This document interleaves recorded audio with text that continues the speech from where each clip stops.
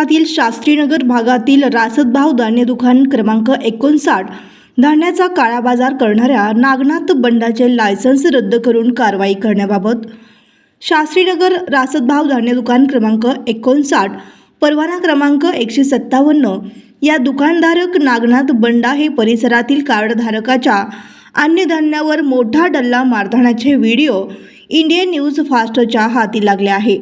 दुकानधारक नागनाथ बंडा हे एका कार्डधारकाला चक्क 10 किलो माल कमी दिल्याचे व्हिडिओमध्ये दिसत आहे। कार्डधारकाने याबाबत विचारणा केली असता वरून 20 किलो धान्य तुम्हाला भेटते असं म्हणून त्याला हाकलून लावले। त्यानंतर त्या कार्डधारकाने ऑनलाईन चेक केले असता त्या कार्डवर 30 किलो धान्य दिल्याचे नोंद होती। अशा प्रकारे त्या कार्डधारकाची फसवणूक या नागनाथ बंडाने केली आहे। या नागनाथ बंडाचे याआधी पण खूप तक्रारी जिल्हा पुरवठा अधिकारी यांच्याकडे केली आहे, परंतु कोणत्याही प्रकारची कारवाई बंडांवर झाली नाही।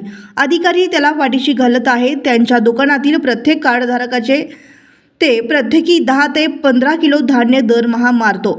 हे धान्य कोणाच्या घशात जाते याची चौकशी व्हावी, अन्यथा आम्ही त्यांच्या विरोधात वीरभद्र महिला मंडळ व इंडियन न्यूज फास्टच्या मुख्य संपादिका यांच्या वतीने 18 तारखेला तीव्र आंदोलन करण्यात येईल।